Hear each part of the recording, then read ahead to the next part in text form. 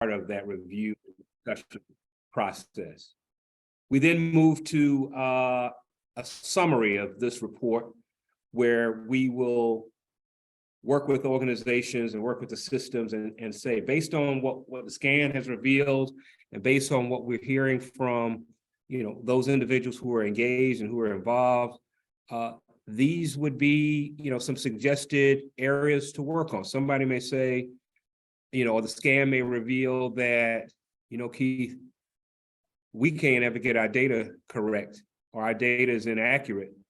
And so we need to have a better drill down to look at how we can analyze and look at our data and disaggregate our data so that we can have be better informed around what practice recommendation or what practice changes. And then come in and work closely hand in hand with those jurisdictions and with those systems and what level of technical assistance that matters. I'll also layer on top of that, all of this is done fully staying connected to looking at it through race equity lens. And I also want to say that we fully recognize that some of the challenges that organizations and systems currently have with some of the efforts underway related to suppressing that activity, requires added strategy and added willingness.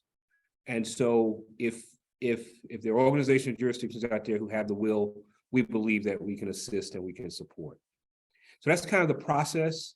And we are going to share with you a little bit about how we're going to connect with each of you and how you can connect with us about what that might look like in your spaces.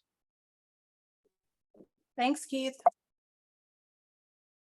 So this is something that is new to the race equity strategy areas. We've added a rubric that we call a jurisdictional scan and assessment tool. So Keith mentioned that in the previous slide, that this is a starting point.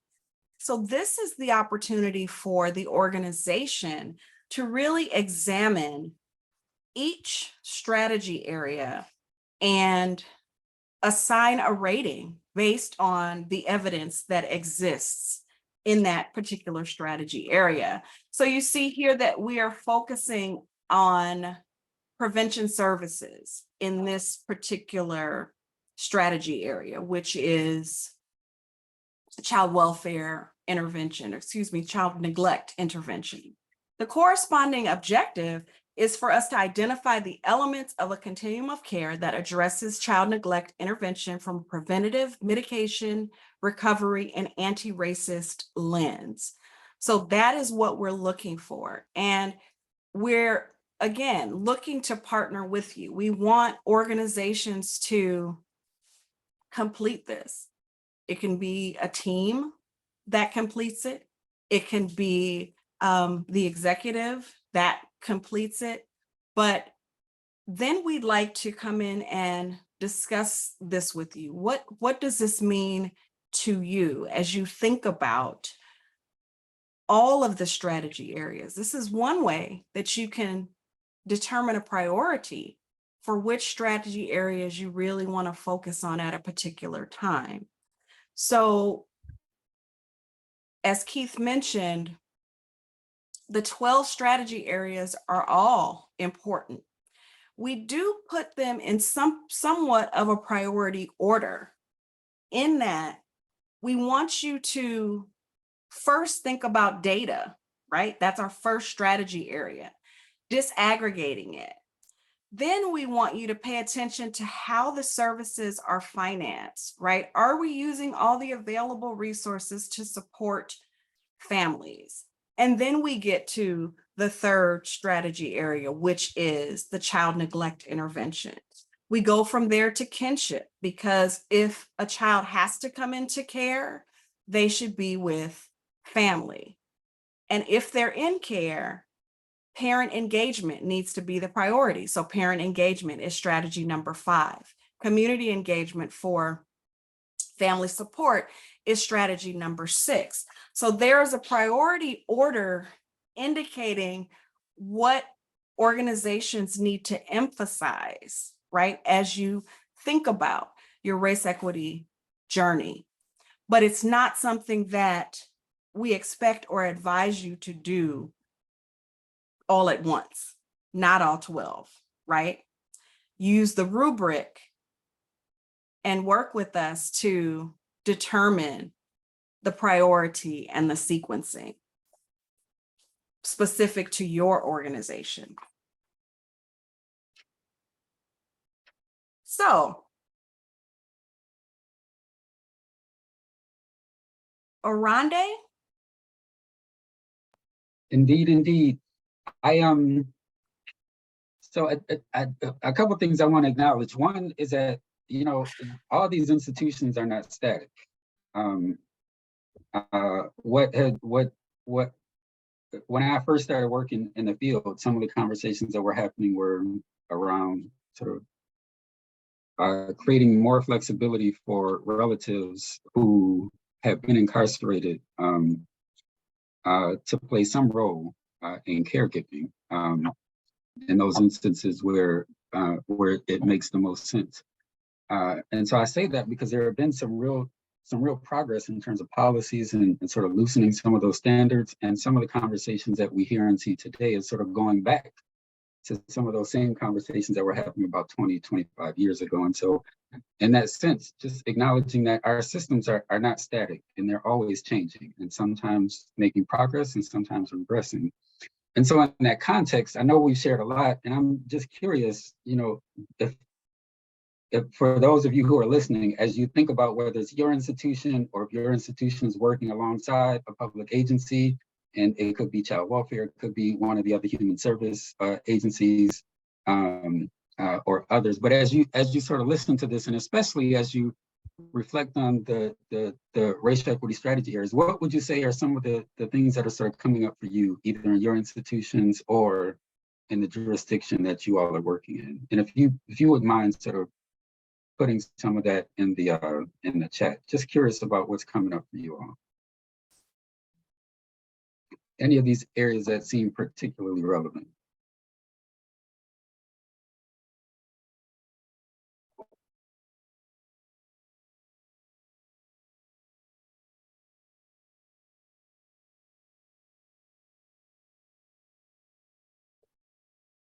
Please share.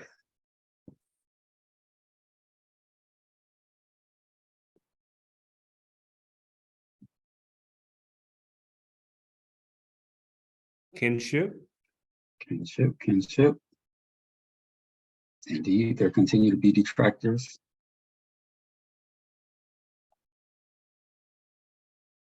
Parent engagement and support appears to be lacking across the board.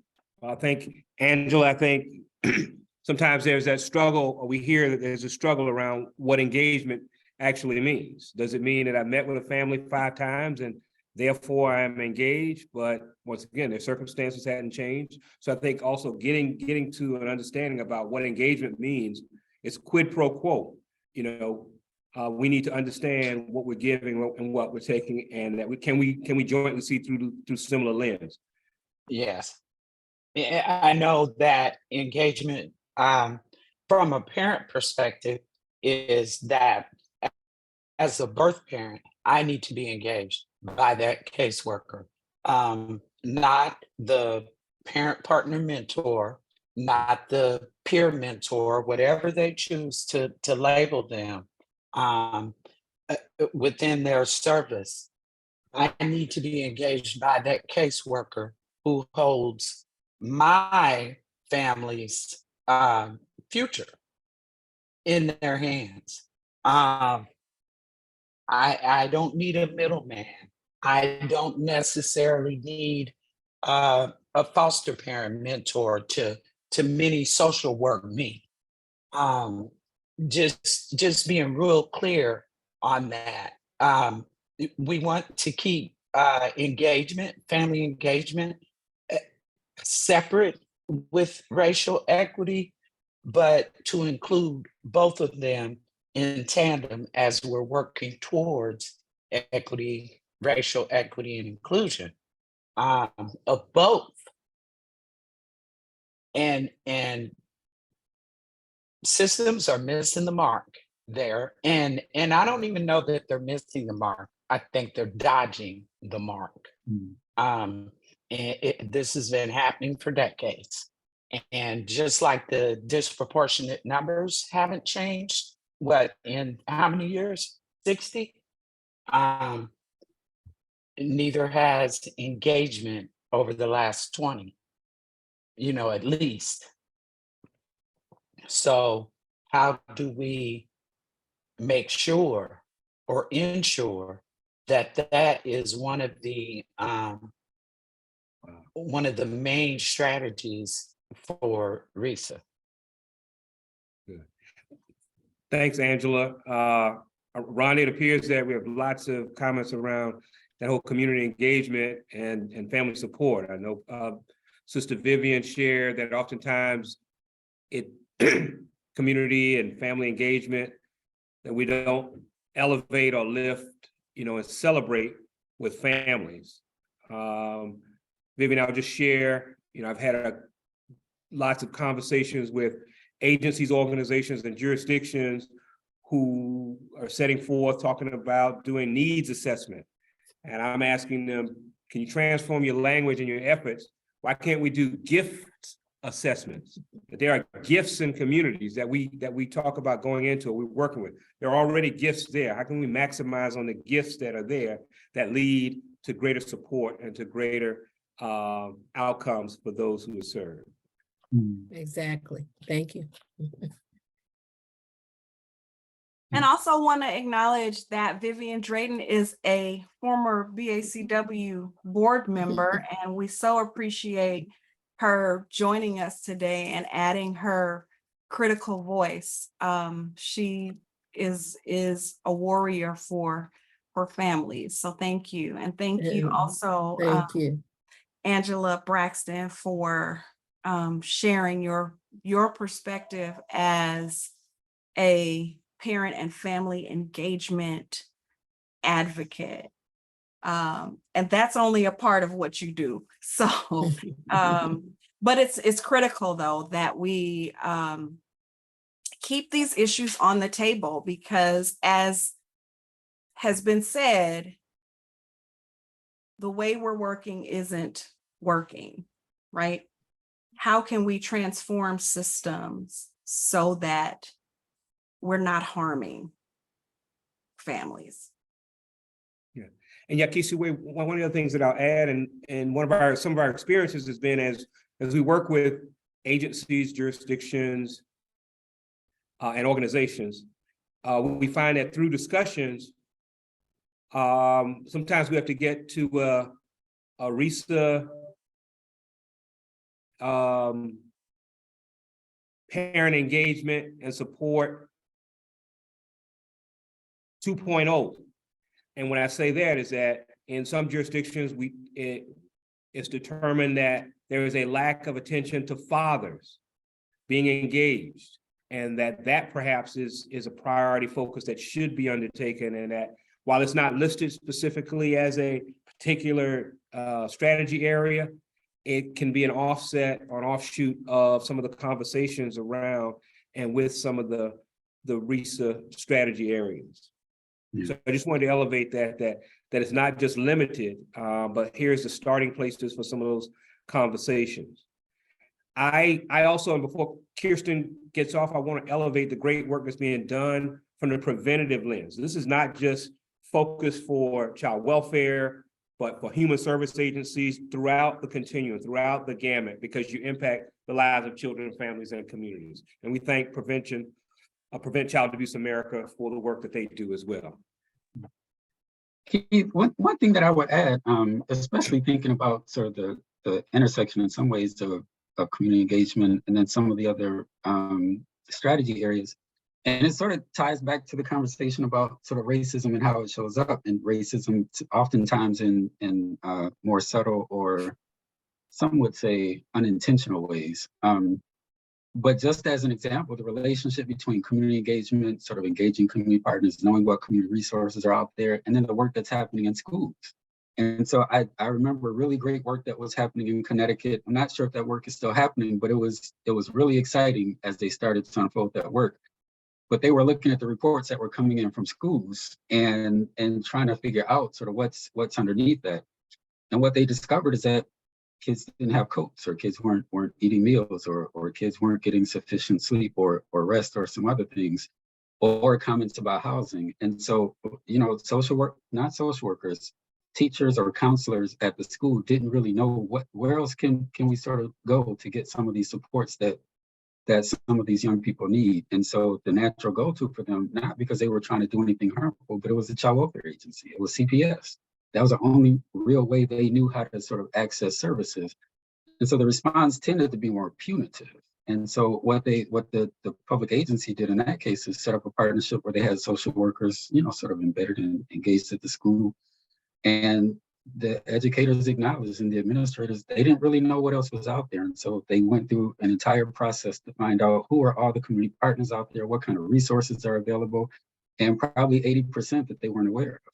And so instead of having to refer to CPS, they were able to reach out and sort of contact some of these other organizations that could respond to families who have various needs. And so just to say that there's a sort of overlap and relationship between some of these strategy areas. And so even if you start to focus on one, you start to see some of the interconnections with others. And so it was exciting to see that work. And I suspect there's sort of more strategies that some of you all are already involved with.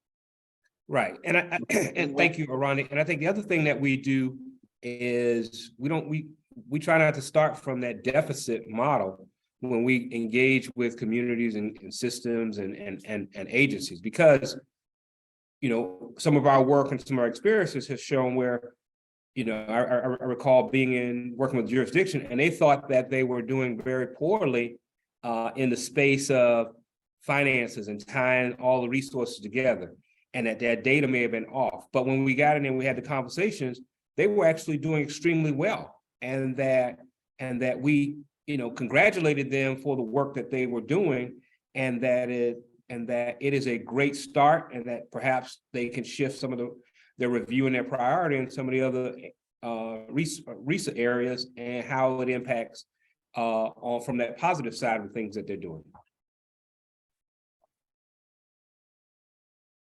So that's just an example, some examples of some of the work that's being done, or how we go about, you know, supporting and applying the work with the race equity strategy areas.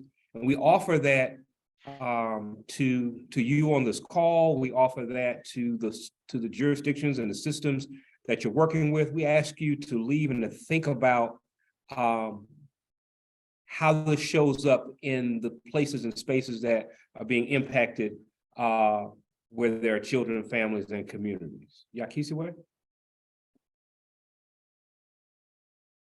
Thanks, Keith. So thinking about the journey, where there's a will, there's a way.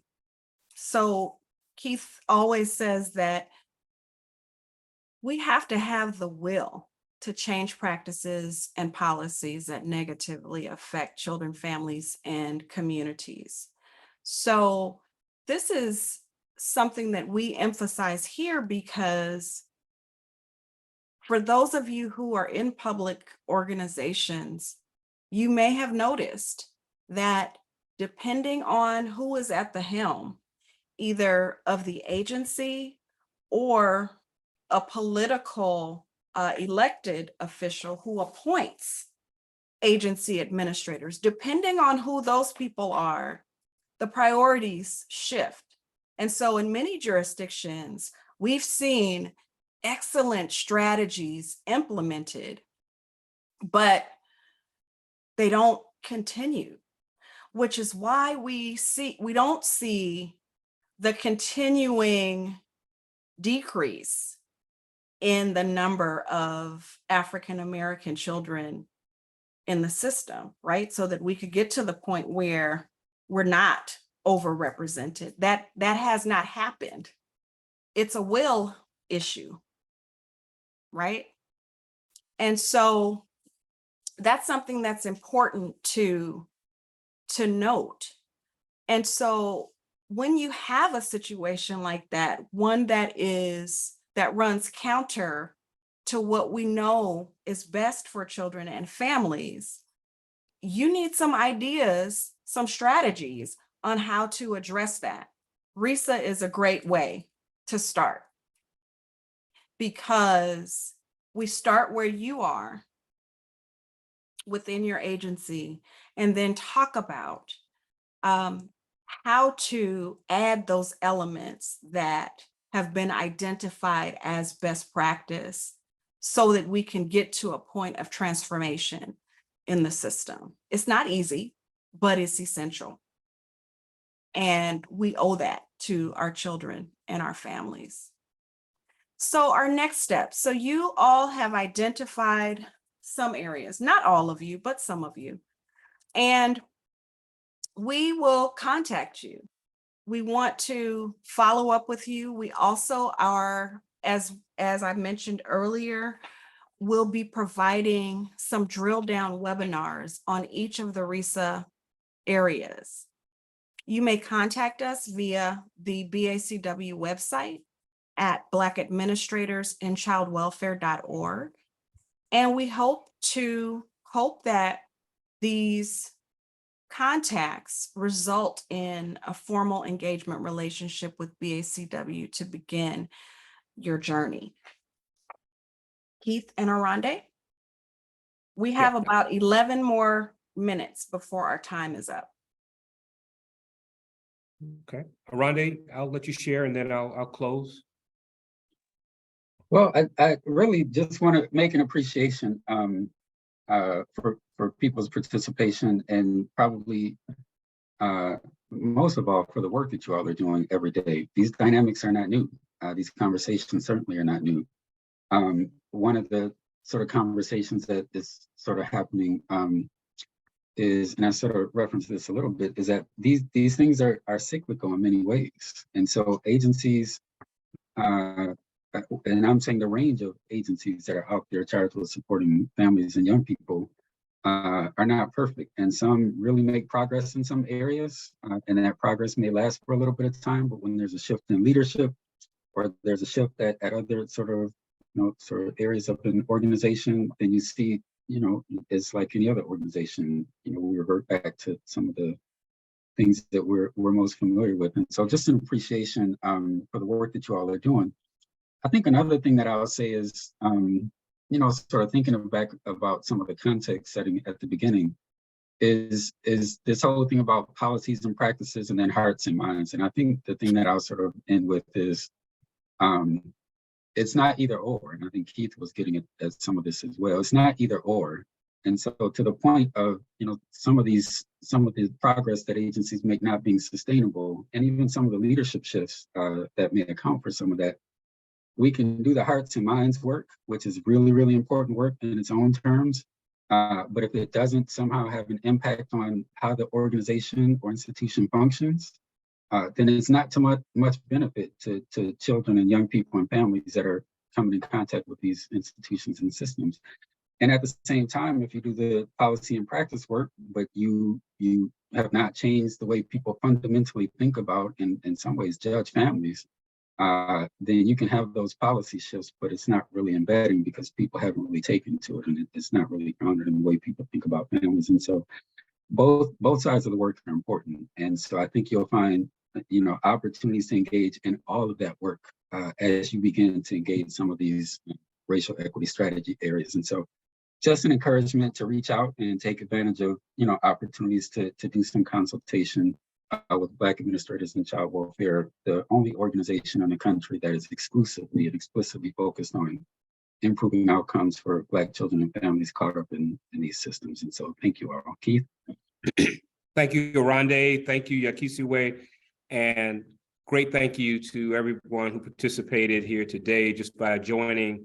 Hopefully you've heard some things that have moved you in a spirit of thought, hopefully in a spirit of action and a spirit of practice, that it's impacted your heart space and your mindset. But just recognize that I started out part of the conversation saying BACW started in 1971. Well, it's 52 years later, And there is still a great need for the work that's being done in advocating to improve outcomes for African-American children and families. And so the work is hard, the journey is long, but we must stay the course. We cannot grow weary about this work. And that through our connectivity, we hopefully can make an impact and make support greater outcomes for children, families, and communities. BACW has always been unapologetic in saying that we believe that if we solve the issues impacting and affecting the Black child, the Black family, the Black community, we will effectuate change throughout this entire country. So with that, we thank you. We will be reaching out to you. You will get a follow-up survey or evaluation, and it may ask questions about those 3 areas or the 3 RESAs that you believe might be impactful for your organization. So we thank you for your time. We thank you for your heart. We at BACW love each and every one of you. Thank you for all you do. Thank you.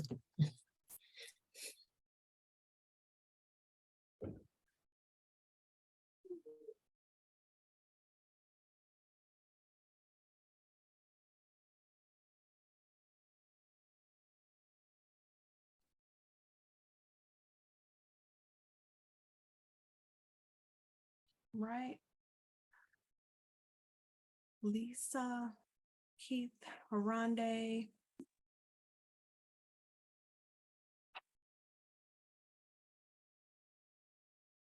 I'm You going might want to, to stop the tape.